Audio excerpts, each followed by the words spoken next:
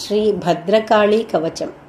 नारद उवाच कवचं श्रोतुमिच्छामि तां च विद्यां दशाक्षरीं नाथ तत्त्वो हि सर्वज्ञा भद्रकाल्यश्च साम्प्रतम्। नारायण उवाच शृणु नारद वक्ष्यामि महाविद्यां दशाक्षरीं गोपनीयं च कवचं त्रिषु लोकेषु दुर्लभम्। ॐ ह्रीं श्रीं क्लीं कालिकायै स्वाहेति च दशाक्षरीं दुर्वासा हि ददौ राज्ञे पुष्करे सूर्यपर्वणि। दशलक्षजपेनैव मन्त्रसिद्धिः कृता पुरा 5 लक्षजपेनैव पठन् कवचमुत्तमम्। बभूव सिद्धकवचोऽप्ययोध्यामा जगामसः कृत्सां हि पृथिवीं जिग्ने कवचस्य प्रसादतः। नारद उवाच श्रुता दशाक्षरी विद्या त्रिषु लोकेषु दुर्लभा अधुना श्रोतुमिच्छामि कवचं ब्रूहि मे प्रभो। नारायण उवाच शृणु वक्ष्यामि विपेन्द्र कवचं परमाद्भुतं नारायणेन यद्दत्तं कृपया शूलिने पुरा। त्रिपुरस्य वदे घोरे शिवस्य विजयाय च तदेव शूलिना दत्तं पुरा दूर्वासने मुने।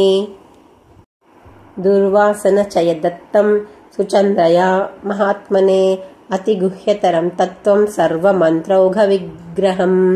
अथ कवचम् ॐ ह्रीं श्रीं क्लीं कालिकायै स्वाहा मे पातु मस्तकम् क्लीं कपालं सदा पातु ह्रीं ह्रीं ह्रीमिति लोचने।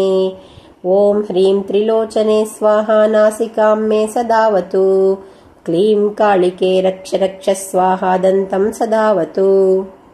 ह्रीं भद्रकालिके स्वाहा पातु मे धरयुग्मकम्। ॐ ह्रीं ह्रीं क्लीं कालिकायै स्वाहा कण्ठं सदावतु। ॐ ह्रीं कालिकायै स्वाहा कर्णयुग्मं सदावतु। ॐ क्रीं क्रीं क्लीं काल्यै स्वाहा स्कन्दं पातु सदा मम। ॐ क्रीं भद्रकाल्यै स्वाहा मम वक्षः सदावतु। ॐ क्रीं कालिकायै स्वाहा मम नाभिं सदावतु। ॐ ह्रीं कालिकायै स्वाहा मम पृष्ठं सदावतु। रक्तबीजविनाशिन्यै स्वाहा हस्तौ सदावतु। ॐ ह्रीं क्लीं मुण्डमालिन्यै स्वाहा पादौ सदावतु। ॐ ह्रीं चामुण्डायै स्वाहा सर्वाङ्गं मे सदावतु। प्राच्यां पातु महाकाली आग्नेयां रक्तदन्तिका दक्षिणे पातु चामुण्डा नैऋत्यां पातु कालिका श्यामा च वारुणे पातु वायव्यां पातु चण्डिका उत्तरे विकटास्य च ऐशान्यां साट्टहासिनी।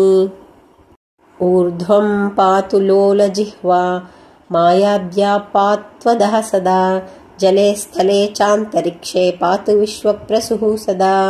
फलश्रुतिः इति ते कथितं वत्सा सर्वमन्त्रौघविग्रहं सर्वेषां कवचानां च साराभूतं परात्परं।